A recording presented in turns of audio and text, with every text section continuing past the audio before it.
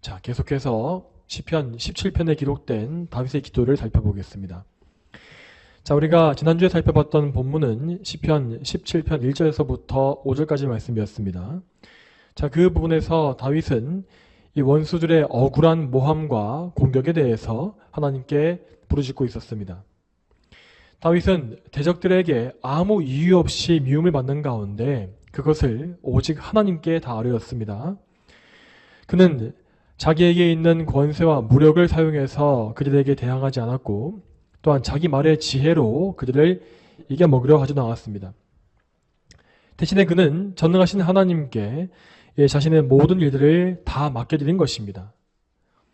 물론 불신자들의 눈에 보기에 이 다윗의 행동은 무척 무모하고 무책임해 보일 수 있습니다. 그러나 그는 눈에 보이지 않는 하나님을 마치 눈에 보이는 분과 같이 확실하게 보고 믿고 있었고 또한 그분의 통치권이 이 세상의 모든 권력과 권세와 왕들을 지배하고 계심을 믿었습니다. 자, 말하자면 다윗은 영적인 눈이 오히려 육신의 눈보다 더 밝게 열려 있었다고 표현할 수 있을 것입니다. 물론 그가 원수들에게 당하고 있는 고난은 실제적으로 그에게 큰 고통을 주었지만 그렇지만 그는 그 모든 상황 속에서도 전혀 두려워하지 않았습니다. 다윗은 공의로우신 하나님께서 자기와 원수 사이에 일어난 모든 일들을 선하게 다 보고 계시고 또한 심판하실 것임을 굳게 믿었습니다.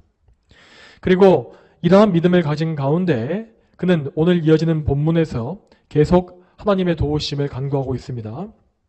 자, 오늘 본문의 이 내용이 지난주와 다른 점이 있다면은 그것은 오늘 이 본문에서 다윗이 좀 더 개인적이고 친밀한 하나님의 도우심을 구하고 있다는 점입니다.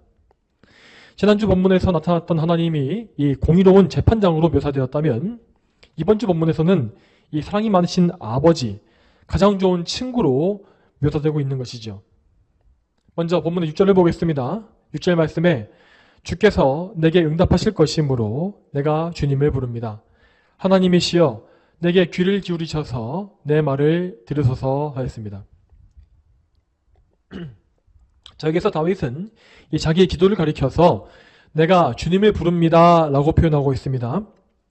이 말씀과 같이 우리가 기도하는 것은 곧 나의 주님을 부르는 것입니다. 나는 하나님께서 나의 하나님 되심을 믿습니다. 나는 그분께서 주신 언약의 관계 속에서 그분과 친밀한 관계를 누리고 있습니다. 그러므로 그분은 내가 그분을 부를 때에 내 목소리를 들어주시고 대답해 주실 것입니다. 이러한 믿음을 가지고 이렇게 기도하는 것입니다. 자, 이러한 믿음이 없는 사람은 기도를 하긴 할지라도 그것은 그저 혼잣말하는 수준에 지나지 않습니다. 자, 그런 사람들은 하나님께서 자기에게 무엇을 원하시는지에 대해서 관심이 없습니다. 그들은 그저 자기가 원하는 것들을 일방적으로 주절거릴 뿐입니다. 그러나 그러한 기도는 절대 성경적으로 올바른 기도가 아니고 하나님께서 응답해 주시는 기도 역시 아닙니다.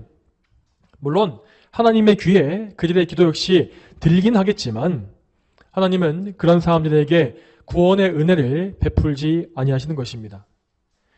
여러분, 6절의 첫 문장에서 다윗은 분명히 말하기를 주께서 내게 응답하실 것이므로 라고 말합니다.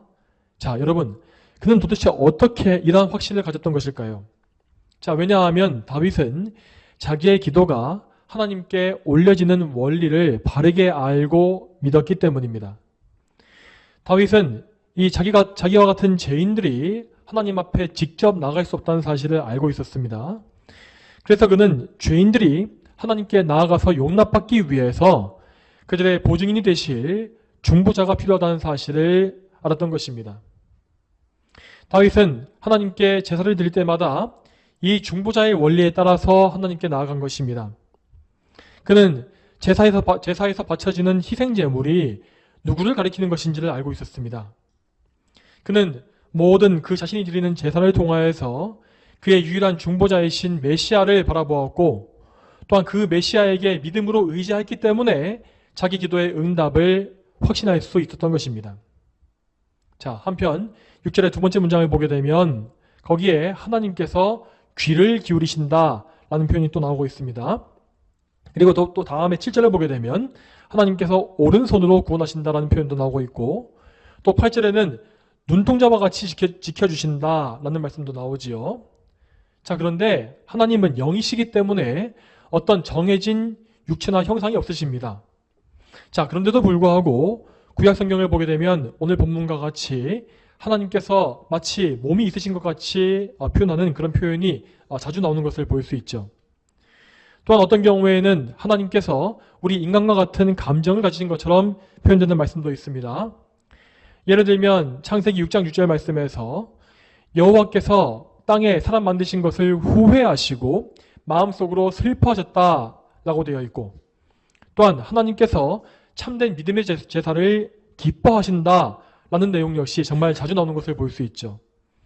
자, 이렇게 하나님에 대해서 이 사람에게 적용되는 표현을 사용하는 이것을 가리켜서 신학용어로 신인 동형론적 표현이라 말합니다. 자, 신인 동형론적 표현입니다. 자, 이 말은 하나님과 사람이 이 동일한 형태를 취하는 것처럼 말하는 표현이다 라는 뜻입니다. 우리는 이러한 표현을 볼 때에 하나님의 속성과 성품이 어떠하신지를 바르게 알고 생각해야 합니다. 자, 우리가 만일 이러한 표현을 너무 단순하게 문자적으로만 받게 되면 우리는 하나님이 마치 우리와 비슷한 분이신 것처럼 오해할 것입니다. 자, 그렇지만 하나님은 분명히 우리와 비교할 수가 없이 높으신 분이시고 초월적인 분이십니다. 또한 그분은 영이시기 때문에 우리가 갖고 있는 이런 육신의 제약을 받지 않으십니다. 그분은 시간과 공간 밖에 계신 영원하시고 편재하시는 하나님이십니다. 또한 그분은 우리와 같이 감정적으로 일희일비하거나 또한 감정의 기복을 가지신 분도 아닙니다. 당연히 유한한 우리로서는 하나님을 다 이해한다는 것이 불가능하겠죠. 자, 그럼에도 불구하고 하나님께서 당신에 대해서 이렇게 인간적인 표현을 사용하시는 이유가 무엇입니까? 그것은 모두 우리를 배려하시기 위함입니다. 그분은 우리의 무지함과 어리석음을 잘 아시기 때문에 우리가 하나님의 오묘함을 절대 이해할 수 없다는 사실을 아십니다. 그래서 하나님은 당신 자신을 낮추셔서 우리의 수준에 맞춰주신 것입니다. 즉, 우리에게 하나님 그분 자신을 계시해 주시기 위해서, 알려주시기 위해서 자신을 이렇게 겸손히 낮추어 표현하신 것이죠. 자, 그러므로 우리는 이러한 성경의 말씀을 참으로 감사와 사랑으로 대해야 합니다.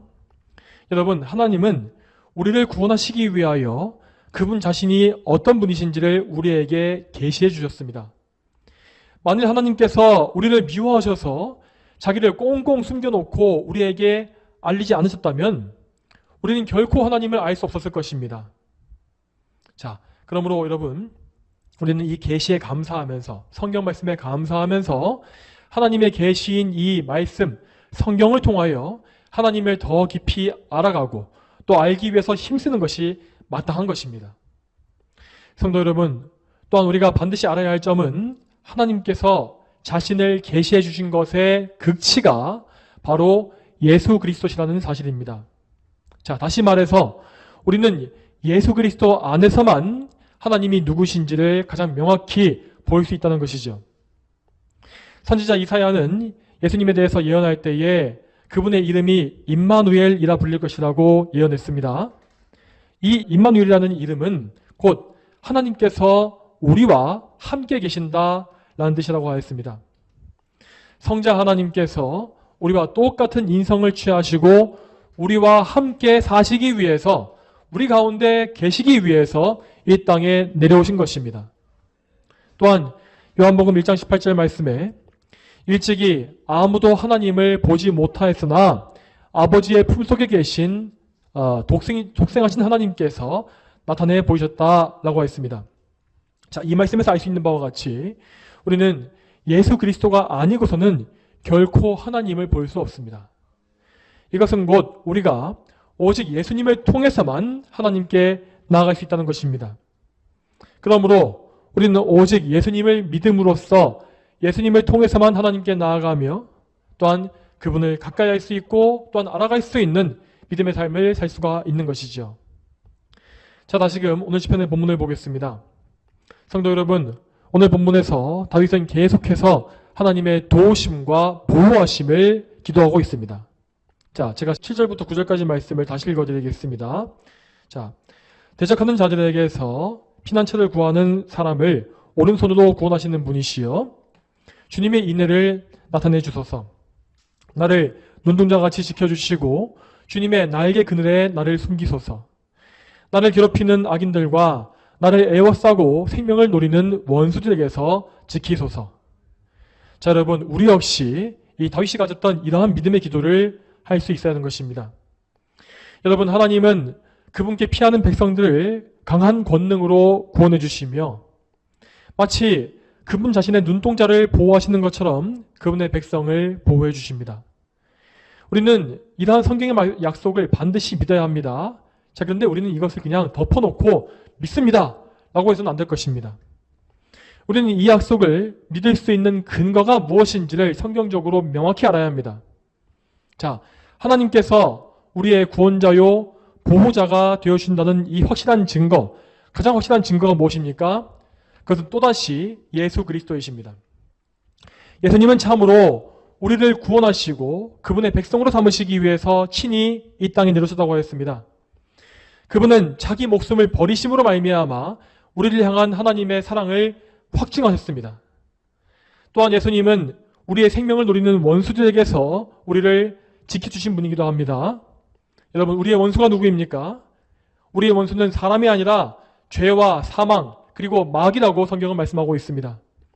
예수님은 십자가에서 죽으시고 부활하심으로써 우리의 이 모든 철천지 원수의 강한 권세를 물리쳐 이기신 것입니다. 그러므로 우리의 원수들은 이제 다시는 우리를 마음대로 주장하거나 이기지 못하는 것이죠. 우리는 참으로 예수님을 믿음으로 말미암아 하나님의 보호하심을 확신할 수가 있으며 그렇기 때문에 가장 큰 위험에 닥칠지라도 그분께 도우심을 담대하게 구할 수 있습니다. 참으로 하나님은 예수님 안에 있는 모든 백성들과 친밀하게 동행해 주시며 그들에게 완벽한 빈틈이 없는 피난처를 제공하실 것입니다. 저와 여러분이 참으로 이 하나님을 신뢰하며 그분께 기도하는 믿음의 삶을 살 수 있기를 축복합니다.